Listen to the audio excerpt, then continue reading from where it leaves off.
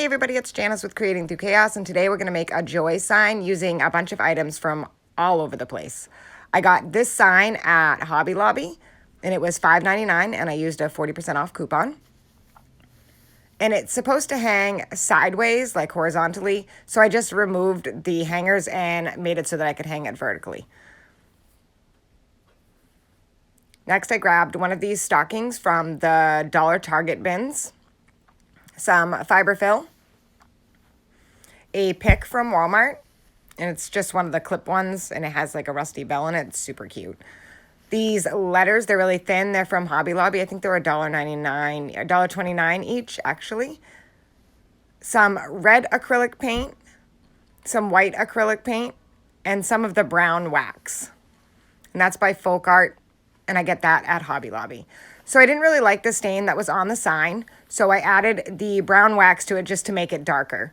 It wasn't dark enough for me, so I just darkened it up by using some of the wax right over the top of the stain that was already on there. And you can really see the color difference. I mean, it was much lighter. So I got that all finished. Next, I am going to take out 3 of the letters. And they come 2 in a pack, so you have an extra 3 letters to do another joy sign if you wanted to. So the first thing I did was paint all of my letters with the acrylic paint in red. Now this may seem like quite a process for the letters, but trust me, at the end it turns out amazing. So I just painted the top of the letters with the red acrylic paint.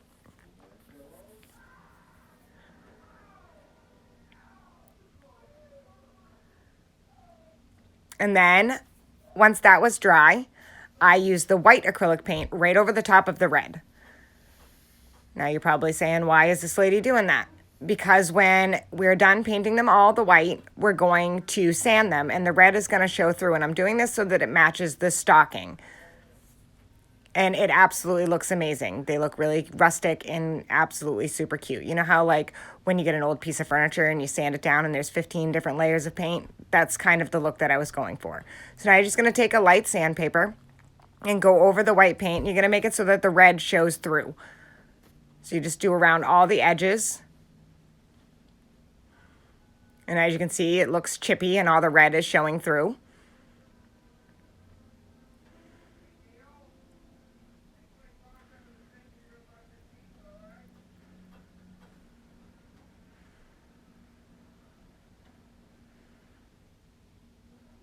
Next, I took the brown wax and I went over the white and the red. And I just kind of used my finger to just spread it all around the letter.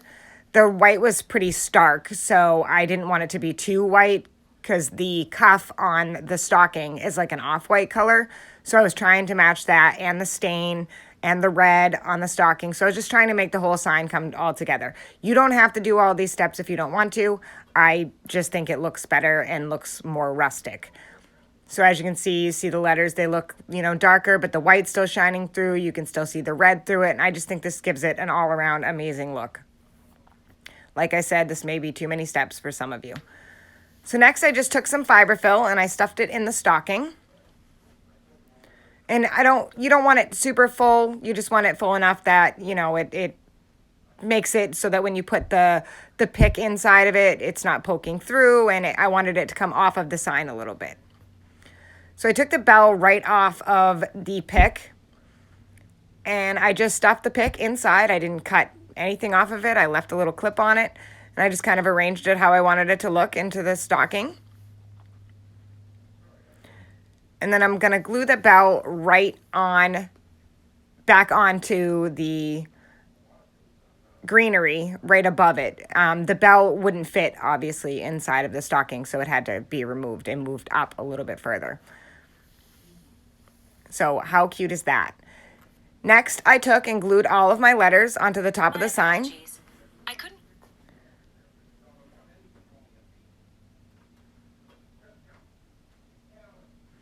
I'm going to use a ruler so that I get all of my letters straight.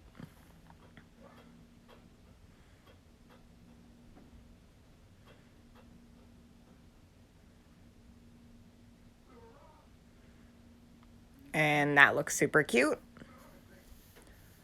And I wish you really could see the letters and how perfect they look. Next, I just took my glue gun and glued all the whole back of the stocking. And then I just set it on the sign right in the center slat. And you hold that for a minute and it should stay perfectly fine. And look how adorable that is. Next, I had some of this like farmhouse ribbon from Dollar Tree. So I just took a strip and I glued it to the underneath of the cuff of the stocking. I just kind of wanted to make it look a little more rustic and jazz up the stocking a little. It was looking a little plain. So I just cut a strip the size of that, and then I made a bow with 2 long tails so that it would cover the stocking. And that's it. How super cute is this? And it's super easy and only took a few minutes to put together. And I got my inspiration from all over the place. I mean, Hobby Lobby, Walmart, Target, Dollar Spot, and Dollar Tree all played a part in making this project. I think it came out super cute. I love it, and I already have it hanging on my wall. Isn't that beautiful? Thank you so much for watching, and please don't forget to sprinkle. I hope this inspires you to make one.